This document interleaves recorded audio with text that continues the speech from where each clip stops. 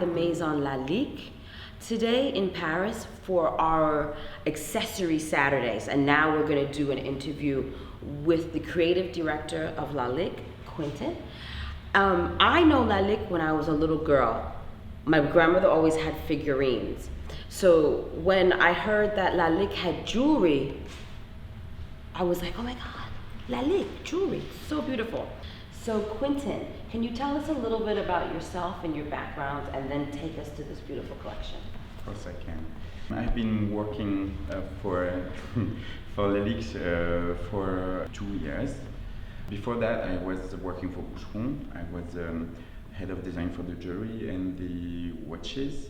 So I came here because Silvio Dance, Lalique's owner, wanted to come back to the DNA of the brand. And actually, as you mentioned, Lalique is well known for his figurines, his crystal and so on, but no one knows that he used to be a jeweler before he was a glassmaker. Actually, the whole Lalique story began with jewels. Okay. And can you tell us a little bit about the Lalique story? Because I didn't know that. Yeah, of course. At the time, it was during the Art Nouveau period, at the very beginning of the 19th century. He was first working for the big brands such as Boucheron also at the time and others. And it was a moment where the jewelry was about aligning big stones around the client's neck and not about design, creativity, emotions. And this is what he brought to the jewelry when he started his own business, his creation. He decided that he wanted to let his hand, his spirit, his creativity guide his choices for the shapes, for the materials he was using.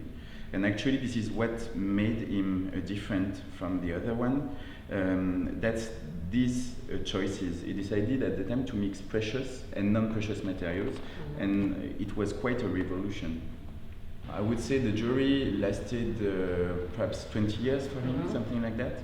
And then he started working with glass and perfumes and etc. And this is how Lalique has been turned into first a glassmaker, then a crystal maker, and then the brand you know now. Okay. So that's the reason why I'm here. I've been asked to relaunch the jewelry collection for Lalique. My goal is to focus on the original vision of René Lalique. Okay. That's why you will find many mixes of materials and different materials. What I aim to do is to use these materials to emphasize my creation or the story we want to tell. Okay. So what you have here is basically the second collection. Okay. The first one was about the Greek myth of Vesta. Okay. What's that myth of Vesta? Vesta used to be the guardian of sacred fire. Okay. And she was the symbol of eternal rebirth. Okay. So that was a good story to tell about Lalique Joaillerie rebirth. Okay. And we are here again for the second collection with another myth. But this time it's a love story between Eros and Psyche. Okay. Do you know this story? No, what's that story? Psyche was a very beautiful butterfly woman. She was half butterfly. Oh, that's nice. I'd like to be half butterfly. Why not? Fly everywhere. She was so beautiful that no one dared to propose to her. And her father was really concerned about her remaining single her entire life, and because at the time there were no Match.com, nothing like that. So he had to find a solution, and the solution was basically Eros with his magical arrows, who could shoot at a neighboring serpent, so he would fall in love with Psyche and finally marry her. Okay. But he shot himself and falls in love with Psyche. And this is the very beginning of the story. What inspired me in this collection is this idea of the two archetypes of Eros and Psyche facing each other, and also telling a story that is interesting for us because you've got Psyche that is very fragile, naturalistic, emotional, that represent our brand's Art Nouveau part, and Eros who is very garrulous, competitive. He's a hunter who represents the Art Deco part of the brand. And put together, these two parts are really who we are. So that's let's take that one. That's Psyché. Oh my God, that's beautiful. That's beautiful. So Psyché was a butterfly woman, as I said. So this is a butterfly ring. You can move this part. You can wear it this way or the other one.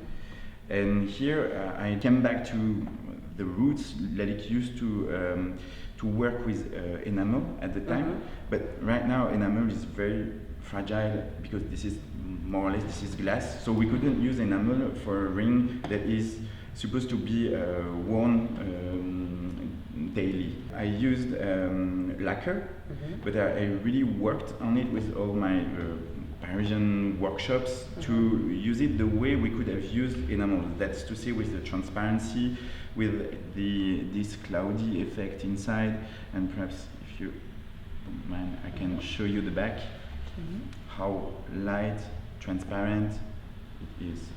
So this piece could have been made by Lalique at the time, and this is what we aim to do.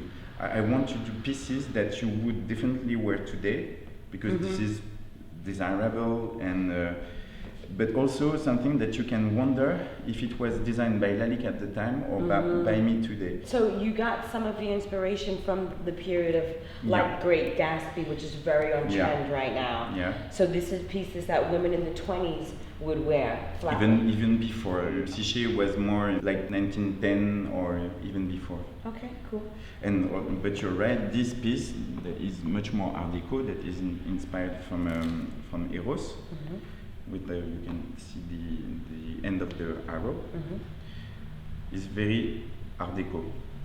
And here you've got diamonds and princess cut diamonds. I wanted to do something Art Deco, but also something a bit rock. And still you can wear it every day. Touch that. This is something I'm very proud of. So look how pretty that looks on my arm. Feel it, you see? And this is what we aim to do. Our jewels are always a big technical challenge, because I want them to be wearable, to be different from the others. It's so light. Yeah. This was your favorite? That was my favorite. How did you say? Bling bling? Bling bling. No, bling pink. This is almost pink an is insult. Punk. It's an insult. Oh. Almost. So why would you say that? No, because bling bling to me is something that is very huge but not worked in detail. This ring is really detailed. You will have the small princess diamond here, the choices of colors, the mix between the diamond, the sapphire, and the tourmaline, to have the right color, because tourmaline often are a bit violet, and I wanted to have something very pink.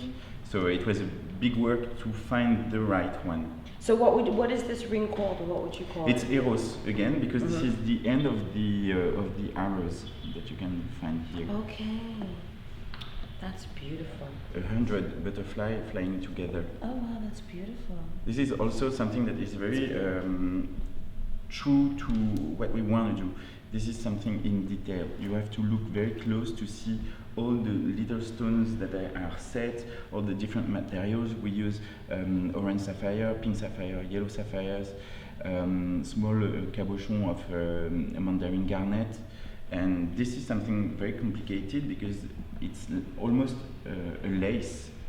Look at that, how light it is. It's like the butterfly eat from the flower, I don't know how you say that, and as if you were surprising them and then they fly. That's a beautiful story, that's beautiful. Perhaps I could show you the snake. Why is there a snake here? Because Psyché was supposed to marry a snake. Okay. And finally not, thanks to Eros, she escaped from this sad destiny. So this ring represents 8 snakes dancing around the stone here. Oh wow! This piece could have been made at the very beginning of the century. This is very inspired from the antique Egypt. And it's a mix between yellow gold, red gold, it's mandarin garnet here, diamonds all around. And with the lacquer, if you look very close, that represents the belly of the snake. Yeah. I thought it was just a flower, yeah. And then we went like that. I was like, oh, okay, I see the heads. But this is what I wanted, because the snakes are often a bit scary, and I wanted them to be turned into a pattern or something you can be very familiar with, and not something scary. Lalique used to draw many snakes. You can find plenty of them in the archives, and every time he drew them, he was particularly concerned about the way the mouth opened and the way the tongue comes out. So I think he kept the attributes of the snake, and then he turned them into something seductive.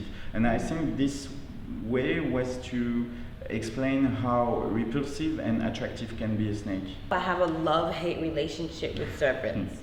If it's like Cleopatra, Egypt, it's sexy. But some of them are just like too, I like the rock and roll element, but it's too rock and roll, you know? There's a way to make the serpent sexy and classy and pretty, and there's a way to make it really vulgar. I see. And this is like sexy. This is like sexy. Yeah. This is what I really need to do. So tell us about the necklace. Yeah, the necklace, it belongs to Psyche. It's two butterflies flying together. And again, it's a good representation of what we do, mixing precious and non-precious. This is Lapis Lazuli. This is made of black spinel, sapphires, and aquamarine. You can remove this part if you want to. Oh, wow, nice. You can also remove each butterfly. Oh, wow. And you can wear them as brooches the way you want. Oh my God, that's so cool. That's so cool. Yeah, could be. Do you design everything and you put the stones and everything? I do, definitely. I think my workshop could offer me a bed, so I could sleep in there. No, I go there I would say every 2 days, and yeah, I put every stone where they have to be, and I really try everything, the systems, because I want basically, this is a joke between us, but I want the system to be used by a woman who's got a fresh manicure. Another piece is that one. This ring is is a bit quiet.